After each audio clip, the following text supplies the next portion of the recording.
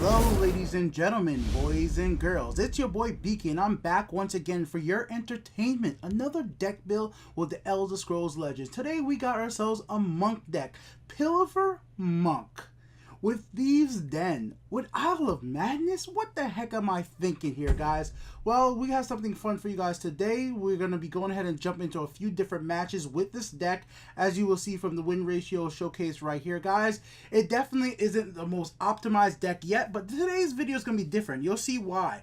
This deck actually has some cards that can be removed to make it even better, and we'll get into talking about those cards once we see the clips, and I'll show you guys the deck at the end of the video. So first of all, I want to start off with something very simple. Thieves Den, Daring Catapus, straight to face, simple opponent's gonna go ahead and call it quits. Because this is just what a Thieves Den and Pilfer deck is all about. If you get the advantage early, you can go ahead and win very quickly. Opponents will forfeit. But let's get into something more complicated, using some of the new Isle of Madness cards. So I want to showcase different clips here. Crazy Hungered can be used to attack phase and use Pilfer, but if you want to use it as removal, because as you guys will see with the deck list, there are not a lot of removal cards out of Piercing Javelin in here. It's all about moving creatures using cards like Mad Dash, you guys see right here, which is one of the new Isles of Madness cards, and using them to your advantage to move around the field and having that swift mobility that you get with an agility cards, and keeping creatures on the field, because you need to keep creatures on the field like an item deck to take advantage of being able to swift strike, move around. So here we are later on in the game, and boom, we got one of the new creatures right here. Fortune definitely favored me, and I got myself one damn good card. So this is one of the cards that I'm definitely going to say that you guys can remove and make this deck even better. We're going to skip ahead a little bit because my opponent was taking a while. Like I said, this is a new style of video editing for my deck builds. Instead of making like a 30-minute, 20-minute long video, I'm going to show you guys a bunch of different clips from interesting matches to see what you guys think going forward. Let me know if you guys like it like this, where you guys can see different scenarios with the same deck instead of just watching one or two very long matches. I'll speed everything up and see if that's a little bit more enjoyable. And definitely you got to see more scenarios with the said deck. So we got a few more scenarios to go through for sure. But let's finish off with this one. So this is one of the cards I actually do recommend. If you're going to be playing this in rank, take this card out. Seriously, just take this card out. It's a fun card. It's a new card. And I'm definitely going to be doing some cool stuff, as you guys will see right here. But in overall sense of the thing, like when I have Cliff Racing and a lot of other early game charge creatures, she can be removed and still have a pretty good advantage for you. It's fun to be able to get a free willpower card that costs 3 magic or less, but it just didn't really, you know, work out all that great in the end. As you guys will see, like I still win the match, but you'll see like I didn't, the advantage I got from her wasn't because she summoned another creature. The advantage I got from her was because she was just such a big body and my opponent didn't have a great way to remove it. Now, all things considered, I was really scared that my opponent was going to take out a Cruel Fire Bloom out of their deck and then use the Cruel Fire Bloom to, you know, trigger the Last Grass effect and make me go ahead and destroy my creature. But with Swift Strike right here and Masters of Thieves in hand, I had plenty of options to hit face. Nicely done for my opponent. And then release, you guys get to see how this card works. If you ever wondered, it's completely RNG, so you never know what you're going to get. And like I said, I got 3 creatures to show you guys here. None of them was all that useful except for that one right there. I do end up winning this match eventually, but let's go on ahead to another scenario, because this is just one scenario right here.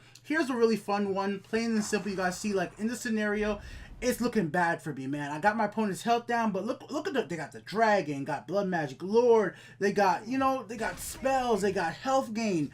But if you look at my hand, this is all what it's about right here. I could take all of this. This is like crazy. Nix is gone right now. Like, oh no, Nix is gone. But as long as I can move around on the field, and that's what's so great about agility and being a monk deck, you quick strike, finish your opponent. Now, you do definitely got to worry about things like prophecies, but if everything goes out correctly, you might be okay. And luckily right here, I got left with 1 health. Like, I was so close to losing. The Brotherhood Sanctuary's on the field. There was lots of different ways I could lose. Right there, we got Slide. So we're going to use that action very soon, but right here, Monk Strike, move left, gain health.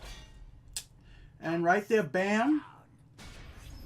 So we do actually run 3 Thieves Dens in here, but you don't, I wanted to make sure the deck did not rely on Thieves Den, but it definitely is considered, I would consider this a Pilfer deck, as you guys will see from a clip right here. So this is traditional Pilfer shenanigans. This is how I win most matches, but I wanted to save it to the end just because you guys have seen this a million times. Like, if you guys have watched my channel from the beginning, when the game first came out, Pilfer Monk was my favorite types of deck. And it's definitely not the greatest at all, but you know, when you add in Swift Strikes, it really can make a big difference. Because look how many times I'm attacking with Ahnassi. Such a great card in the Pilfer deck. So right there, Ahnassi comes out, 8/8, Masters right there chilling.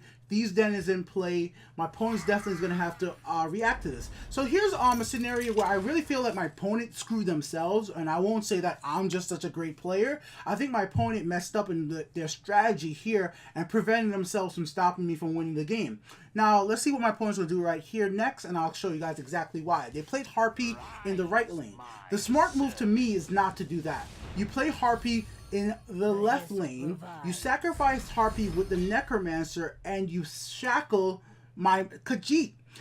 Shackles are more advantageous keyword than guard. I know it might not seem like, why would you take back a 2/3, you know, like, well, 2/1 Shrieking Harpy when you could get back a big guard like that? Well, my creature could attack twice with Thieves Den.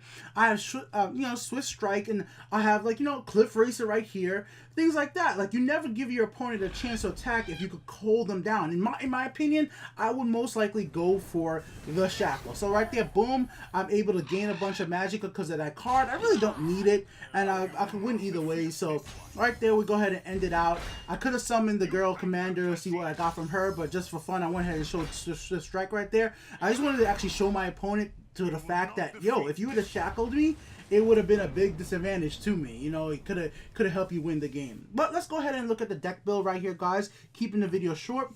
We got Deep Wood, we got Crazy Hunger, Mad Dash, Astrid, Swift Drive, Dawnfang for drawing cards, Monk Strike, the Black Dragon, 3 Thieves Den, Ahnassi, Cliff Racer, Piercing Javelin, Nix, Sail Through the Storm, and Tazkad the Packmaster because you want to hit face. So I have a deck list in the description as well. All the cards list out for people on mobile, and I'll have an export onto Legends-Deck for you guys to pick up.